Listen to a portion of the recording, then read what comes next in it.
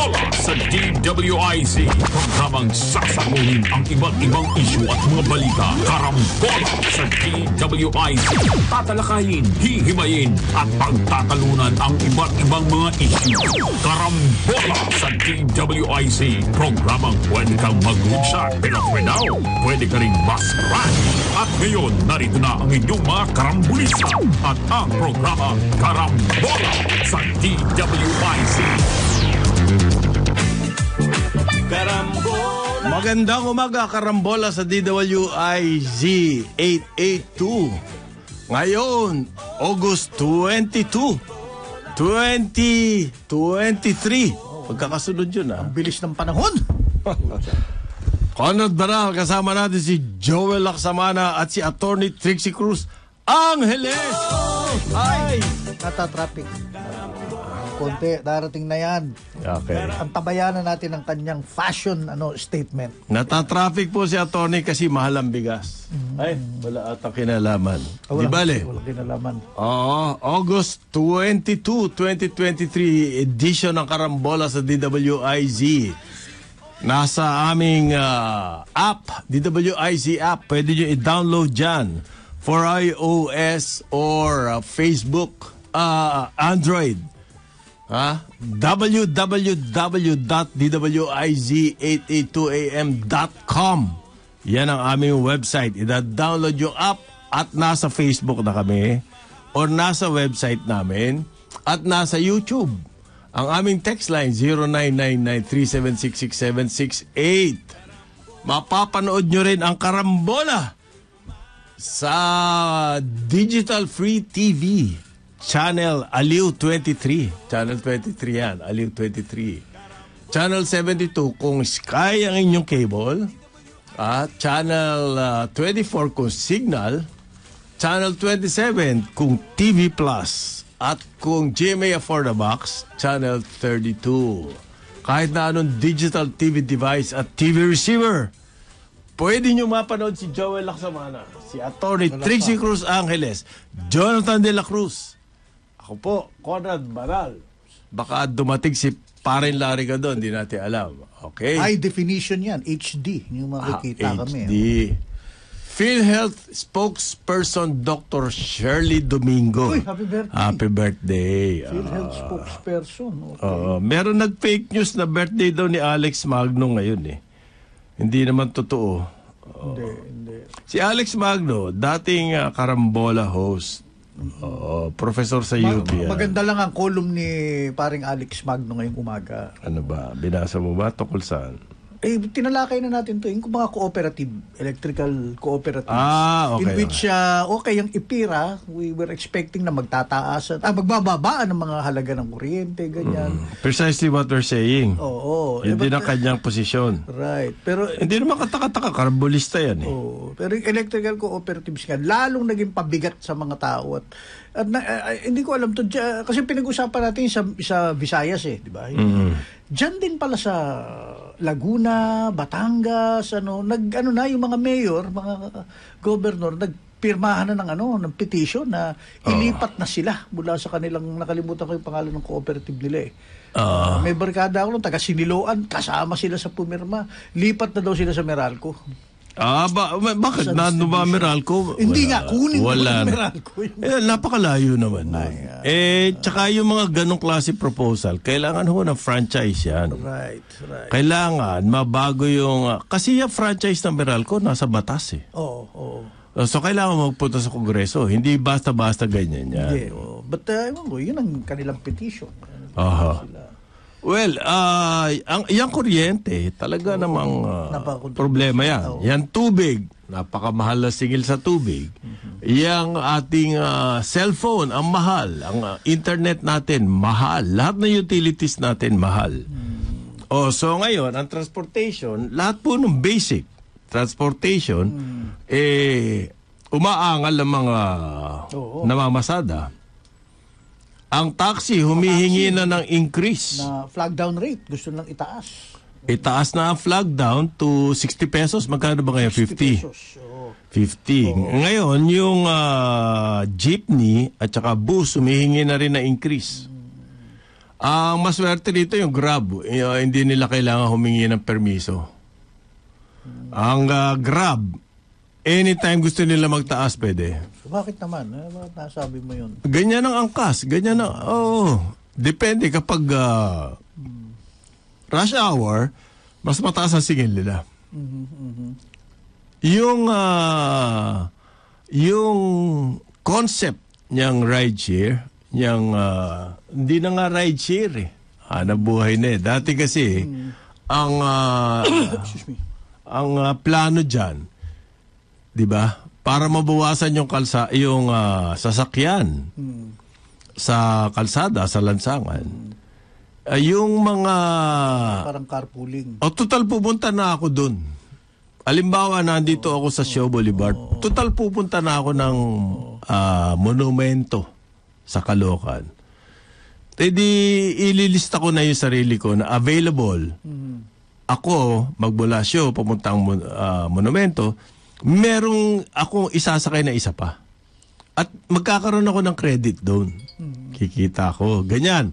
Therefore, yung isasakay ko na yun, hindi na magdadala ng sasakyan. Hindi na. Therefore, mababawasan ng isa. Isipin mo ako 1,000, 2,000 yung gumagawa niyan. 5,000, 10,000. 10,000 sasakyan na mawawala sa kalsada, di ba? That will help solve the traffic problem.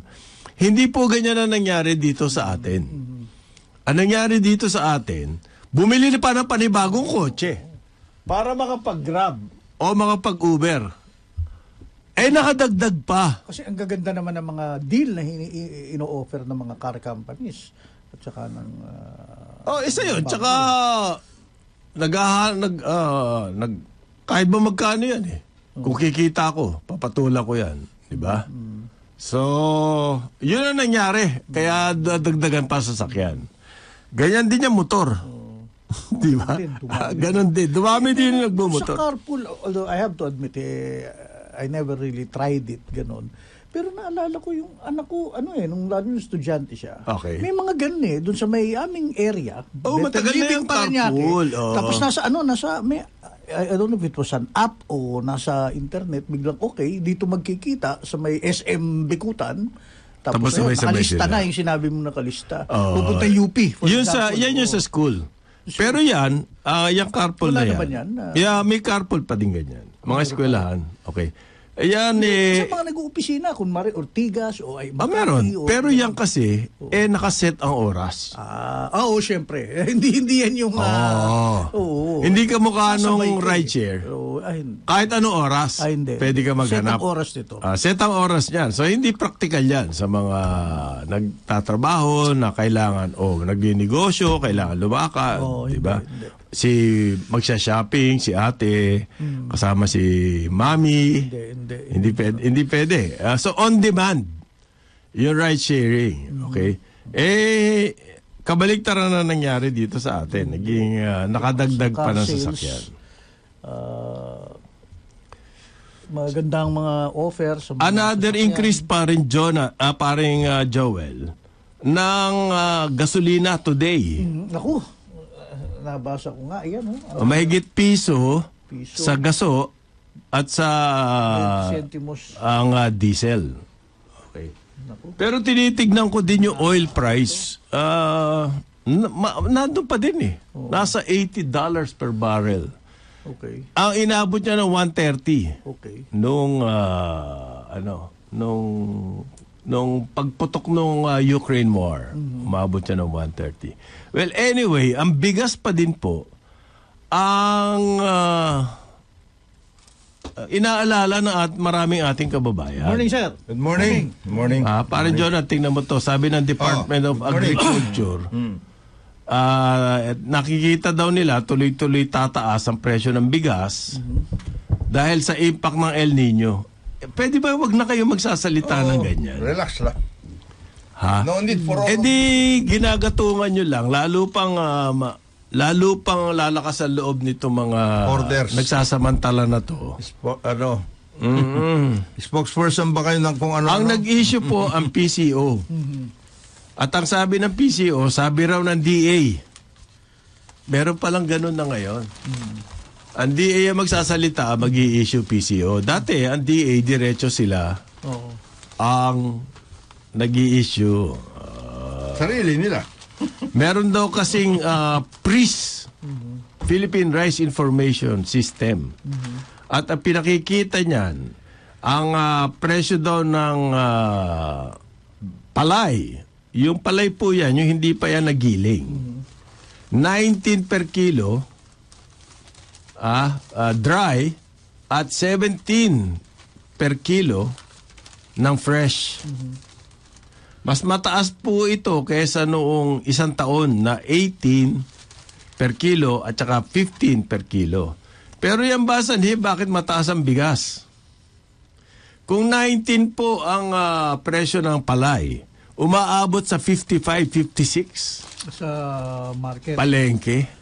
Teka, Mild. Makatwiran ba yun? Ganito yan eh. Ah. Ang problema dyan sa mga statements na yan, they just told us. And there was no mention about prices, ha? Na yung ating record harvest tayo for the first semester of this year. Even before you came out with all of these announcements, there was no mention. Wala man na sinasabi tungkol sa yung presyo nitong record harvest natin ay ganito, ganyan. Hindi. In other words, tinanggap natin na yung record harvest na yon ay either naging steady yung price o baka bumaba pa. Kasi record harvest nga eh. Ngayon, nagsasalita tayo tungkol dyan. Kaya daw maayos daw yung pagtaas ng presyo ng bigas. Dahil daw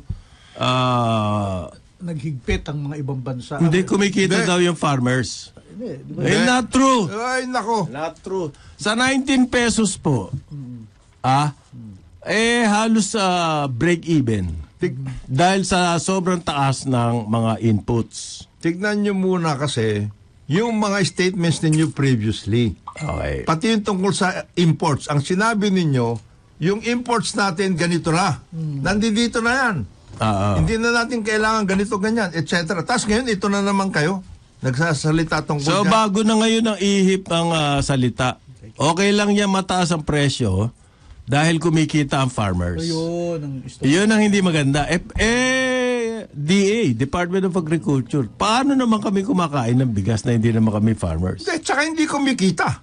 Yun na nga, yun ang sinasabi ko kanina. Yung 19 pesos po, halos patas lang yan. Baka yung iba kumita. Pero meron mga high cost talaga na farmers kasi nga taas ng cost ng fertilizer. Ang katakataka rito kasi yung ang laki ng agwat, 19 ang palay, 55, 56 ang bigas. More than 36, 37 pesos ang Yung difference. cost in between. Oo. Hindi po pinapaliwanag yan. Yan ang...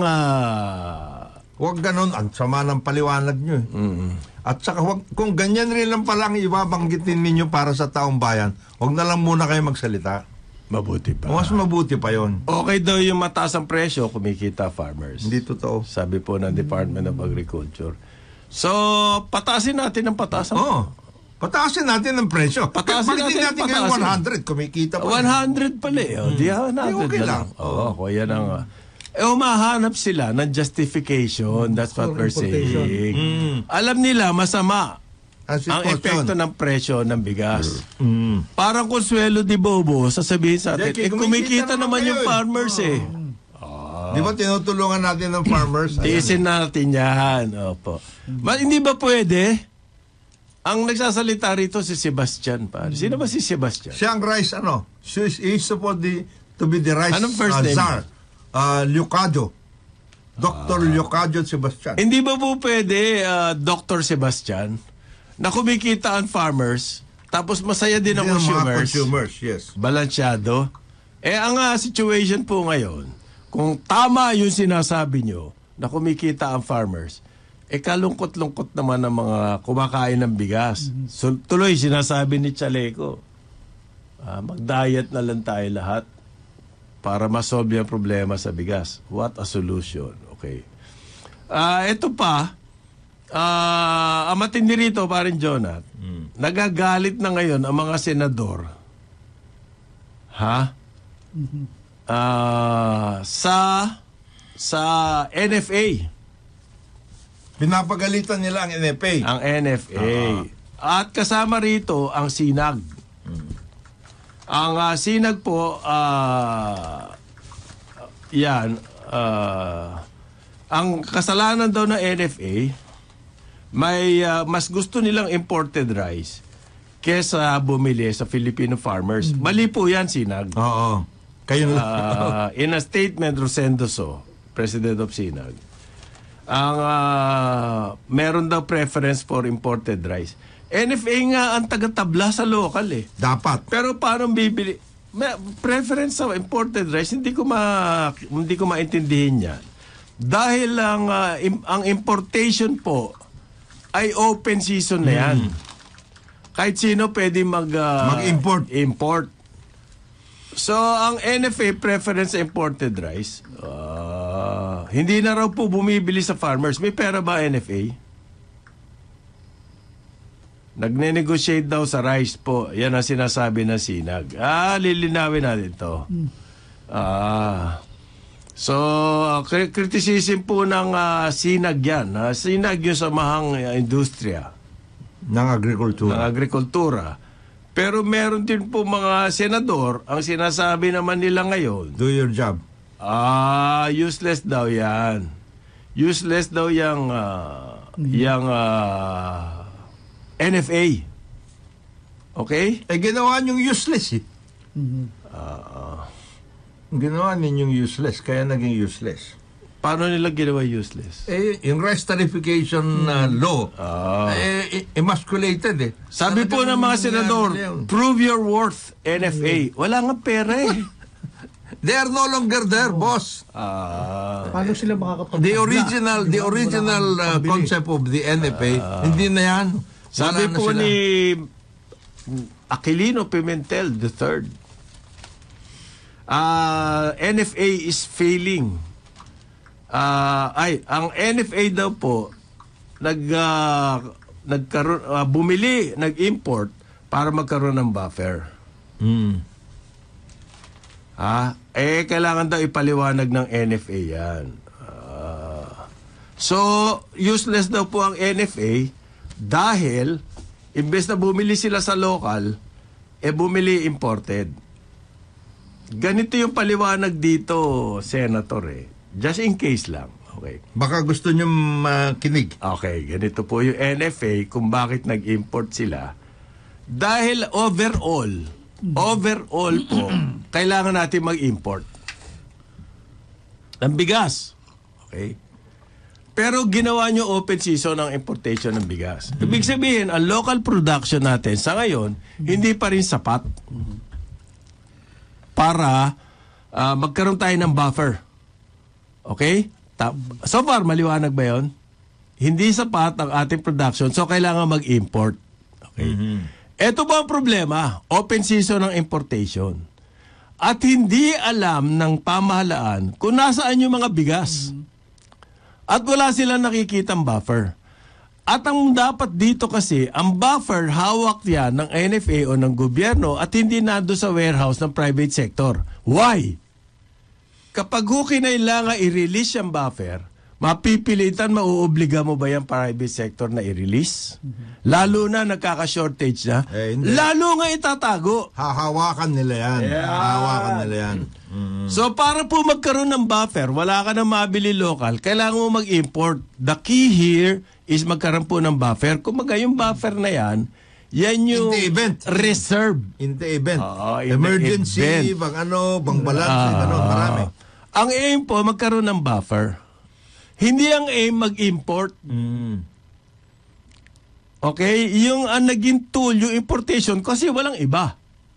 So, hindi po nag-import ang NFA for the sake of importation. Mali ata yung argument na yun. Dahil ang papel daw ng NFA to buy local rice, wala nga mabili. Niyari na. Nakatago na nga eh. Okay. Kaya ganyan din yung argument ni Rosendo So, na tingin ko naman mali. Ngayon, NFA ang sinisisi nyo, ang punot dulo po nito, yan ang rice tarification. Dahil nawalan tayo ng control ang gobyerno over the rice supply. Yung NFA dati, ang papel niyan, mamimili sa farmers kapag ang mga private traders ay ayaw bumili at binabarat. at binabarat ang farmers. Yan. Ngayon, kapag tinatago ng private traders sa supply, magre-release ang NFA. Yan ang pangbalanse nun. Bakit kailangan yan? Kasi po stable yung bigas. Lahat tayo kumakain ng bigas. Lalo na sa Pilipinas. Sa Pilipinas. Pag may nangyari dyan, ang laking gulo.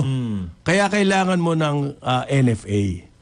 So, hindi na ho nagagawa ng NFA yung trabaho na yan. At ngayon, dahil sa ginawa ng Senado, sa rice tarification, nawala yung function ng NFA. Pahinain talaga ang NFA. Halos wala nang trabaho yan eh. So, ngayon po, ang burden of proof nasa NFA. May nagsasabi daw, useless yung NFA. Kasi may campaign against the NSA, very obvious po yan. Okay? Kasi sinabi ng presidente, ibalik ang function ng NFA. All of a sudden, there's a huge media campaign against the NFA. Okay? Why? Kasi po, hindi na naman nila magagawa kung anong gusto nila. Diyan sa basic commodities, staple food. Lahat po tayo kumakain yan. Okay? At hindi lang yan. Maraming nagninegosyo. Gumagamit ng bigas, puto. Hindi lang yun. Talagang noodles. Pagdating sa agriculture, rice is a basic basic, hindi lang staple, kundi basic employment driver, etc. Kasi lalaki ng ating rice lands. Kumaga, nakahanap po sila ng scapegoat. Sa ngayon.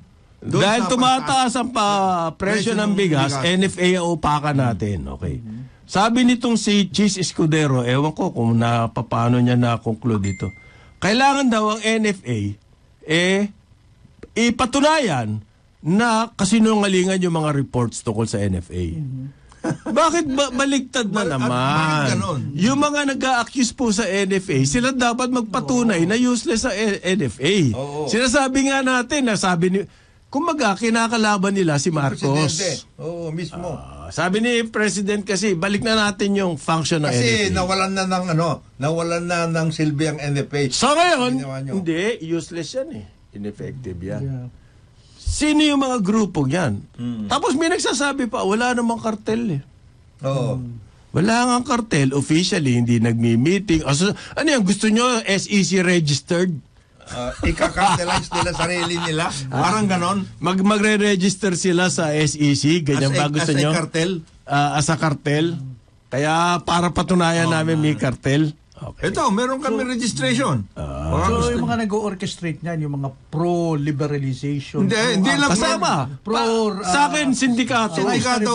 Oo, sa akin, sindikato to. Ang masama rito, yung mga ganyang actuation, salita ng salita mga senador, hindi nila kinukonsider na gugutom ang mga Pilipino.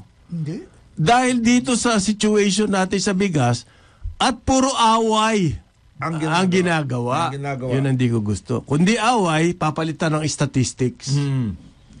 But the problem remains, mataas po ang presyo ng bigas.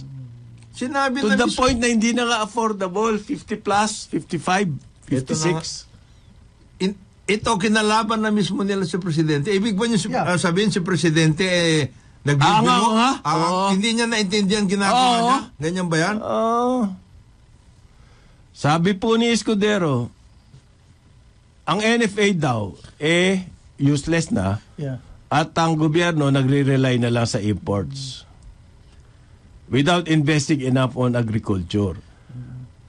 Senator, 30 taon na pong ginagawa ng gobyerno yan. 30 taon na po tayo relying on imported rice. Hindi pwedeng ngayon lang biglang nagising kayo, uy, relying on imports na pala tayo. 30 years ago pa po. Tayo, relying on imported rice. One of the last years na tayo naging exporter ng rice was when then Bureau of plant industry and undersecretary also. Are the farmers calling for the abolition of the NFA? No. Ang sabi po ni Escudero, ang mga farmers daw calling for the abolition of NFA. Sinong farmers? Hindi yata. Sinong farmers? Hindi, kasi nagkaroon nga ng statement ng presidente. Gusto niya Ibalik ang function ng NFA. Okay? So bigla ngayon, lahat na lang ng grupo, inuupakan si BBM. In effect. In effect, ang inupakan NFA. Scapegoat, yan ang ngayon ang lahat ng kasalanan. Without ang masakit dito, hindi naman nila sinasabi kung bakit ganyan na ang nangyari sa NFA. In other words, yung NFA talagang tinalian na ninyo ang kamay ng NFA para maging maayos ang mga pagtatrabaho niyan. Tinalian na ninyo eh. Wala naman kayo binigay dyan na pinagtatanggal nga ninyo yung kanilang mga functions eh. Okay. By the way po, sabi daw ni Escudero, ang funding ng NFA, 8.5 billion. Oh. So, i-increase yan, kanino dapat manggaling? Alin lang? Kung i-increase mo funding, Sa budget, sa Congress. budget, diba? Yun pala, alam mo na, yan lang ang kanilang pondo Budget, paano nila magagawa yung trabaho nila? At saka, kung 8.5 billion lang ang pera niyan, paano sila sinasabi ninyo na napakatinding kanilang importation? Magkano bang presyo ng ngayon? Yun ang accusation, bumibili sila. Bumibili sila imbis na sa farmers. Ay, nako. May sinasabi si Escudero. Hindi ko maintindihan to. Kailangan daw patunayan ng NFA na hindi sila useless. Pero ngayon, sinasabi niya rin, sa isang banda, meron siya sinasabi, talagang doble kara to Ang kaya kailangan daw, para magawa ng NFA, ang trabaho niya. Yung trabaho, kailangan daw bigyan ng pondo at saka strengthen the power and capacity of the NFA. Yun pala Ayun pala On the other hand, hindi mo alam kung saan talaga. Mali dito naman to Sinag. But NFA was favoring India and Vietnam daw instead na local farmers. Okay. Ang problema niyan, dapat na matignan natin, ikaw NFA, ito ang pera mo. Dito sa pera mo na ito, ilan ang binili mo o pinambili mo sa local farmers at ilan ang nakaraan para sa importation. Yun lang yan. That's the fact. O halimbawa, ang pera mo 8 billion. Diyan sa 8 billion na yan, magkano ang pinambili mo sa local? So they're now calling daw, susulatan daw si Marcos at sasabihin ng Sinag na i-abolish na yung NFA. So kokontrahin mo yung sinabi ni Marcos na NFA ang kailangan para ma-stabilize. Nung may NFA, magkakaroon lang ng shortage ng bigas. Kapag sobrang El Nino, mga ganyan, hindi emergencies and calamities. Hindi ganyan constant. At saka stable ang prices. Although nalulugi ang NFA. Sabi nga ni Jonat, talagang ganun, palugi yung operation yan Di ba? Kasi nga gusto mong panablak So, well, 8:34 ng umaga, DWIZ 882. Balikan natin ang ating mga karambulista at ang programa Karambola sa DWIZ. Balik tayo karambola sa DWIZ 882. Today, August 22, 2023. Yes. Kasama natin si Jonathan De La Cruz, Joel Laksamana, ako po si Conrad Banal at si Atty. Trixie Cruz. Baka po namimili ng bigas. Pero teka, sisingit lang ako sa medyo condolence sa pamilya ng ating kaibigang si Mario Kasayuran. Veterano po. Legendary Senate, Ano nangyari kay? Namatay na si Mario. Paring Mario. Kasama po namin nag-golf. Mahal na mahal din ang laro ng golf. Napaka bait na. Ilang presidente na si Mario Kasayuran. Ilang presidente yun at ilang Senate President. Aguinaldo. Hindi naman. Hindi naman Aguinaldo. Hindi, pero Pero ano na rin si paring Mario. Medyo ano na rin medyo... Pero matagal na hindi rin nakikipag-golf sa inyo yun. Hindi na, Sa tingin medyo ko. hindi na daw niya kaya rin eh. Si paring Mario, no? Nakita ko na lang sa mga Christmas party. Ganon. At saka, dati kasi meron Tuesday Club, kung natatandaan ninyo dyan. Doon siya palagi dati. Veterano Senate reporter. Senate reporter. Ng Bulletin. Manila Manila Bulletin. Bulletin. Kasama natin yan sa press club. Na, kasing ano ni paring Lori. Same batch? Same batch? Same batch ba? Same batch yan. Same batch. Ano si Mario? Good morning. Sabi ko nga si Mario, batchmate pa nung daddy ni Parin Joel. Si Lori lagi mo ginagano. Paring Lori. Retiro na sa Parin Lori. Editor-in-chief yan, boss. Saka concurrent business editor. Ayun. Ayun. Paring Lori. Ben, nakikiramay po sa pamilya ni Mario Casayuran. Paring Mario Casayuran. At saka siyempre, ang kabas pati niyan, si Manong Selo, Lagmay. Aselo. Manong! Ito. Parang si paring Marlene niya. Caselo Lagmay. Galit na galit tungkol dyan sa ginagawa tungkol sa farmers. Kasi nasa Nueva Ecija. Ito yung sabi ni Leo Sebastian, Yusek po na agriculture. Nakikinabang naman daw yung farmer sa pagtaas ng presyo. Wag ganon. Nakakawalang galing. Parang pakonsuelo di bobo Di baling mahirapan na tayo lahat. Enjoying record prices. Ayan. Alam mo Hindi totoo yun Hindi totoo. Unang-una, hindi totoo. Pangalawa, pag yan ang magiging... bakit hindi natin nalang pataasin 120 pesos? Noon daw Marso, umabot na ng 17.6 ang kilo ng palay. Ano? Tingin nyo, kita na doon, malaki na kita. Tuwan-tuwa na mga nagpapasasa yung mga farmers. Stop it! Ano ba yan? Ito! Baka magalit ito pag... Kaya namili ng bigas. Yan. Ganda na suot. Yan. Ito muna, parin Joe. Naka-loafer po. Loafer na nubak. Yung makintab na leather. Bawang sibuyas nagmamahal. Bawang at sibuyas. Ang importante dito, hindi ito eh. Ay, yung collar. Bordado? Lace collar po na herringbone naman ang tawag dyan. Ito, hindi ba houndstooth? Houndstooth ba? Yan.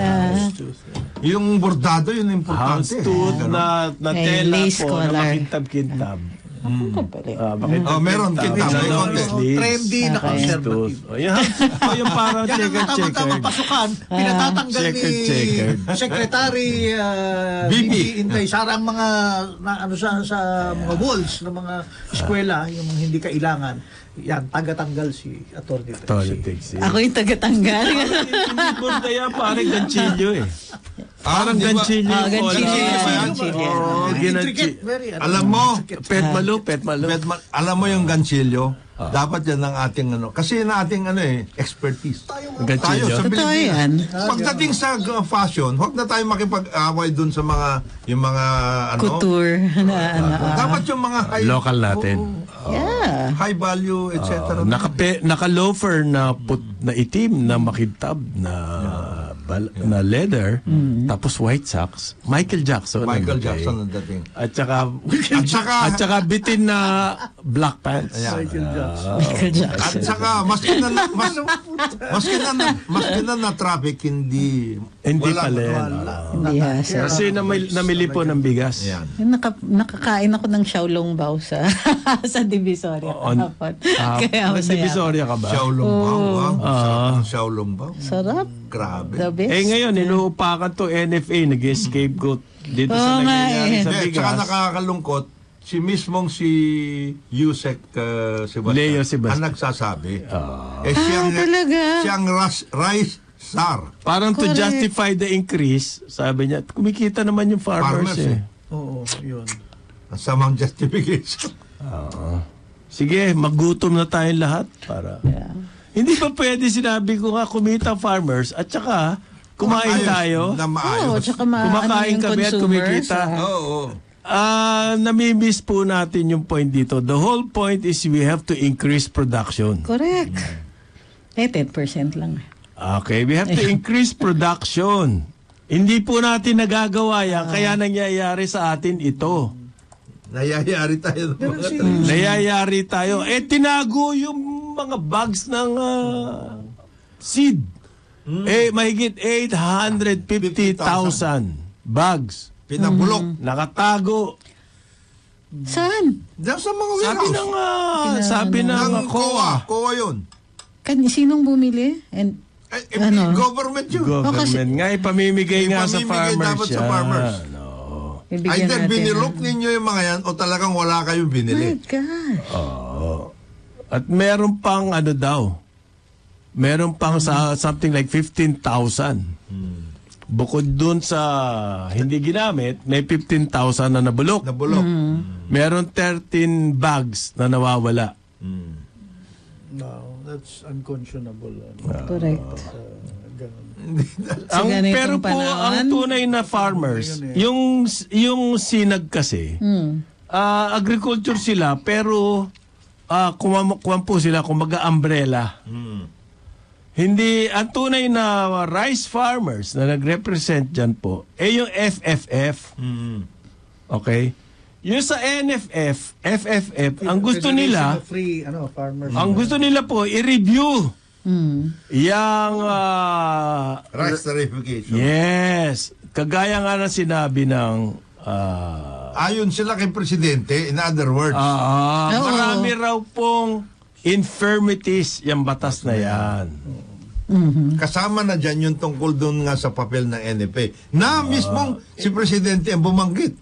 Ibalik natin yung lakas ng NFA. Exact opposite ang... Yeah, Ngayon, ito mga Sinabi ito. ng presidente yun. Tapos suddenly merong May mga merong ganito? push pati sa social media. Against the NFA. Inaano ako sa live. Lakas ng lobby. Sabi dapat daw i-abolish na NFA. Yun na nga, ganyan na. Yes. At this time. Ang sabi po ng Federation, essentially, rice tarification law po ang may kasalanan. Hindi nakinabang ang farmers, hindi rin nakinabang ang consumers. Sino nakinabang? FFF. Sino ba nakinabang? Ayon sa inyo. Di yung sindikato. Correct. Wala daw. Importers. Wala naman daw Wala naman daw. sindikato. Importers and Wala hoarders. sindikato. Ay, isa pa yan, may nagsabing ganyan. Wala raw Wala daw, sindikato. Wala, hindi naman daw totoo yung cartel. Walang kartel. Wala lang daw Gusto nyo talagang mag-register? Diba? Sa BOI? Sec-registered. Sa BOI for incentives? Sa Board of Investments. Gusto nyo mag-advertise sa mga social media? Ang message ng cartel? Ang suspecha pa nga is that the same people na gustong pabuwag ang NFA ay yung mga hingi ng pabor kay Presidente.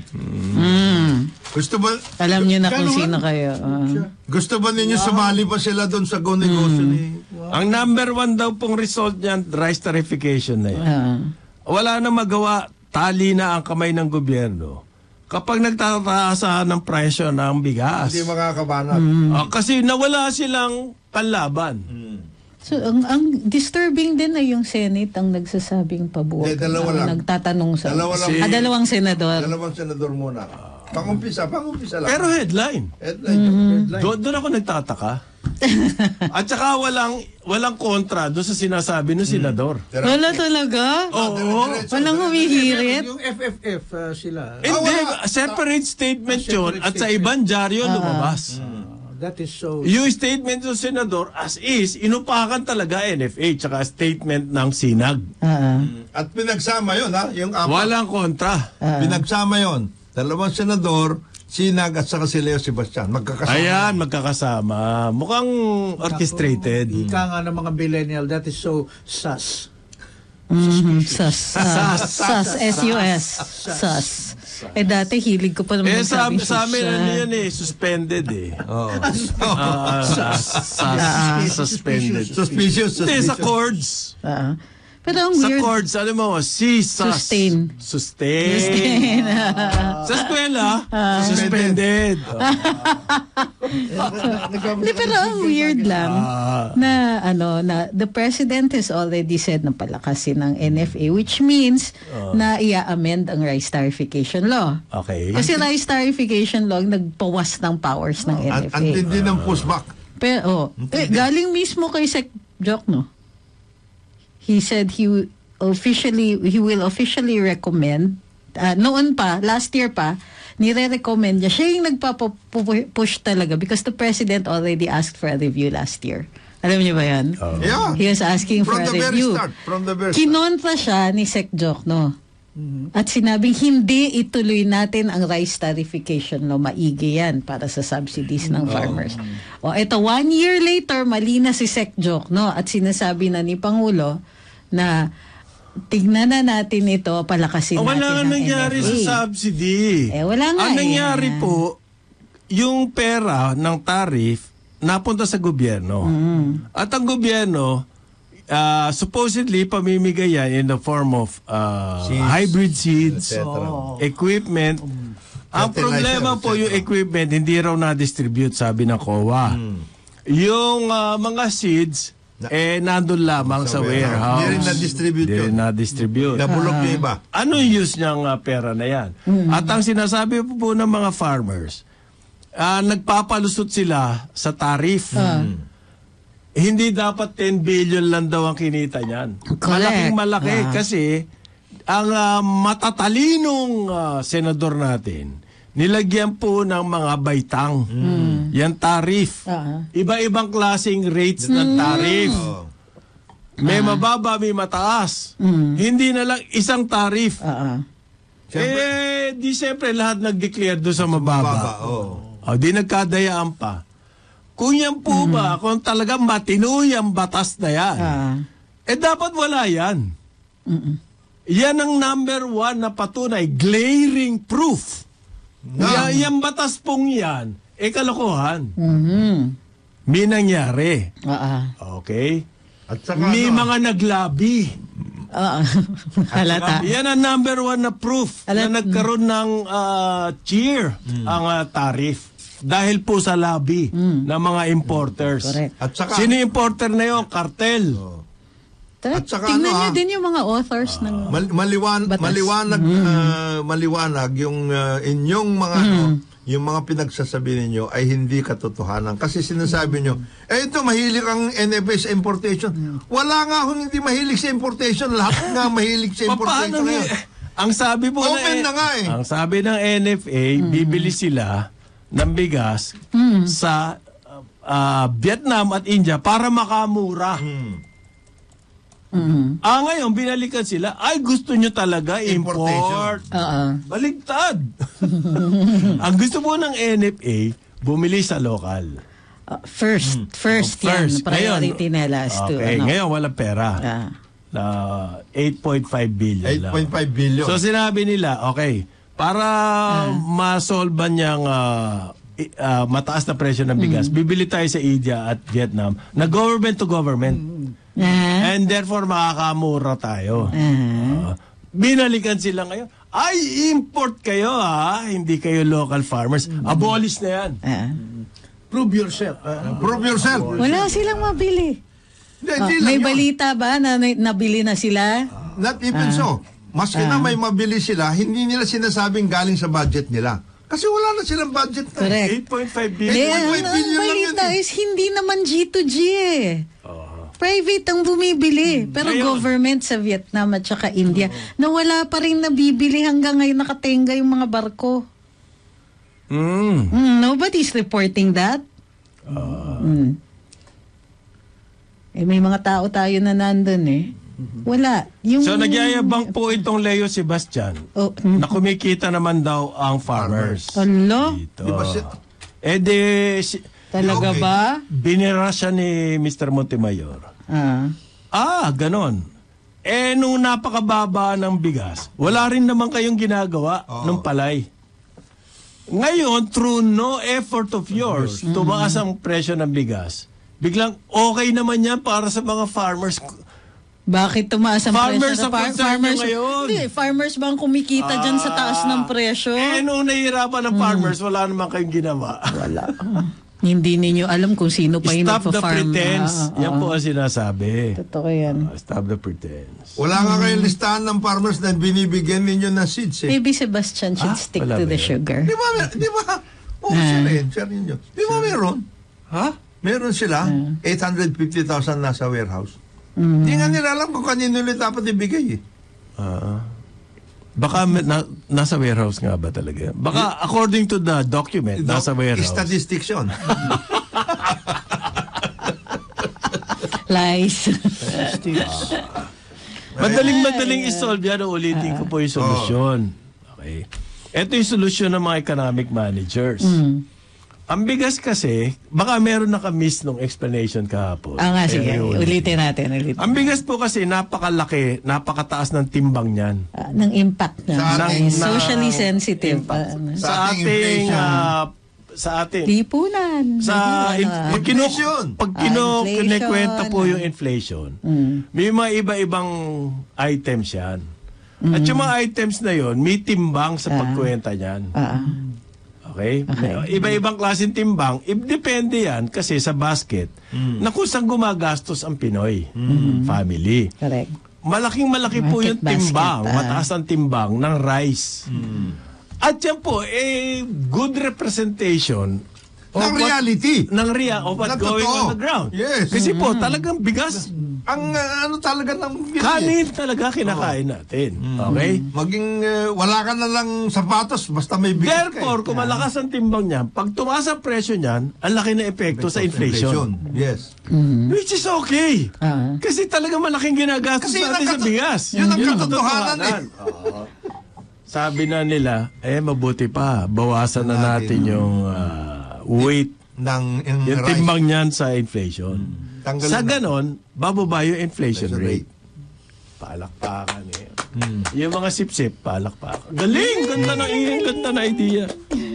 Hindi nyo naman sinolve ang problema. Sinolve po ang problema po rito, nagkakanda gutom-gutom ang mga Pilipino dahil sa pagtaas ng presyo ng bigas. Hindi po ang problema mataas ang inflation rate. Ang totoong problema rito, nagugutom ang mga kababayan natin. Ang sinolve ang sinolve po ninyo yung statistics. Yung bagkos, yung iba pa nga huwag na kayo kumain ng bigas. Diet na lang kayo. Kumain kayo ng iba. Dissolve. There you go. Let them diet. Kamote. In one sweet. Let them eat kamote. Kamahal din ang kamote. Mas mahal po sa bigas. Malapit-lapit na kayo nung nasa gobyerno. So ngayon, tuwan-tuwa si Yusek Leo Sebastian, kumikita daw ang farmers dahil mataas ang presyo. No thanks to you. No thanks to the Department of Agriculture. Sino bang kumikita nagbalik ang farmers. At saka hindi lang yon. Sino yung tonto? Meron ba nagsalitang farmer? Meron bang Hindi nga umaangal ang FFF Correct. Sa akin, Ito, walang ibang pwede mag-represent sa rice farmers kundi itong FFF. Ito kahit sa feed natin, sa comments feed natin, maraming nanonood sa atin ng mga farmers. Farmers. Ito si Wilma Tatel, sabi niya, sa Tarlac, binigyan kami ng binhi. Hindi daw tumubo. Yun na nga. Kasama yan. Among others, on top of the problems like, mahal pa rin daw ang fertilizer. Merong ibang nabibigyan, may iba nabibigyan ng subsidy, para may magsabi na, kami naman binigyan Pero hindi lahat. So, selective din. Tapos may ganyan pa. Mamimigay kami ng binhi. Hindi pala tumutubo. Di lalo nyo pang binaon yung mga farmers. Labo. So, huwag niyong kakalimutan kung sino yung mga authors ng rice tarification law para hindi na natin sila iboboto ulit. Ito namang si Elmer Vicina, hindi naman magsasakay kung makakomment. Napaka-ironic naman. Naging agri-secretary pa tatay niya. Masina. Pero masakit yung sinabi ni Raul Montemay. So sabi po ni kumikita naman ng farmers. Sabi niya, quote, "Now that palay prices are up, they seem to be claiming credit for it." Sila bida ngayon. Ang gulo yan. Sila bida. Salbahe. Sino may sabi? Sabi ni Raul Montemay. Ikaw naman, Raul. Ikaw, Raul, kung valedictorian ka lang. Pinakikita mo yung katalinuhan mo rito. Wag mo don't ever do that. Pakikita mo matalino ka dito sa situation natin sa bigas. Versus Leo Sebastian? Victorian? Situation natin sa bigas. Maawa ka naman kay Mr. Sebastian. I think Yusek Sebastian should stick to sugar. No, he should shut up. The best thing to do is shut up. Shut Totoo. up. He should shut up. Why is he talking? May spokes ang Hindi, DA. nagsalita siya. Ang nag-release, PCO. Hindi DA. Iisipin mo, authorized mo magsalita to for DA? Bakit hindi sa DA? Kaya nga through may DA? spokes ang DA. Bakit through PCO pa? At bakit nga ba? In fact, dalawa yung spokes ng DA. Kaya nga. The best. O para bang yung nangyayari sa West Philippine West Sea? Philippine Sea. Si General Browner, AFP chief. Naku. Uy! Meron pala yan. Meron ko lang US, Japan, Australia drill. Hindi alam po ng armed forces natin. Nag-drill na pala doon. May drill. May drill pala doon. Pinanonood ko yung interview niya yung kagabi. Napaka-uncomfortable na sitwasyon niya. At really, O kasi, Chief. mayroong ongoing na actual exercise ang Australian Defense Forces at saka AFP. Ongoing. Bigla nagkaroon ng information, meron pa lang US, Japan, Australia, Trilateral Joint Patrol. Hindi niya alam. Sabi niya, Parang karambol. gawin nating karambolista si General Browner. Insultong Kaya tuloy matindi yan. sabi niya, hindi totoong tumanggi kaming sumali dahil hindi namin alam. namin. Oo. Ba't kami tatanggi? So, hindi Ba't namin kami alam. tatanggi? Oo, diba? Sa May kung nagsikreto. mayroon talaga, hindi naman namin alam. Paano kami tatanggi? Interview mo. Oo, hindi ang dapat. nangyari pala rito, galing sa Kyodo News, Yun. na magkakaroon daw ng joint US, Japan, Australia. Australia. So, ginawa daw nitong si General Browner na ginawa niya, tinawagan niya yung mga counterpart niya. Meron nga ba talaga? Meron ba tayong ganito? Trilateral exercises. Okay. At ang napag-alaman niya, US, Australia, Japan na counterpart niya, wala naman daw. Walang planned exercise. Meron sila yung sa Australia. Yung Saan kinuha ng Kyodo Kyodo. News yan? Kinuryente Again. sila? May Sino na- nagkuryente Kuryente sa dyan. kanila? Malamang sa loob din yan. Eto ngayon po, makikita nyo na ang propaganda war. Kitang-kita na rito. Ongoing. Mantindi. Tumitindi. Everything that's happening in the dito ngayon sa West Philippine Sea, Ala. China, Taiwan, Propaganda US, yan. napakadaming ingay. Napakadami. Para na rin yan sa rice tariffication law. Tsaka sa rice. Dumadami ingay. Malalaman mo kung saan nanggagaling yung mga ingay na yun eh. Kasi kung merong exercise na gano'n, yung AFP chip natin hindi alam, something is wrong. Oo. Magbabalik ang karambola. Oras natin 9:02 ng umaga. Karambola sa DWIZ.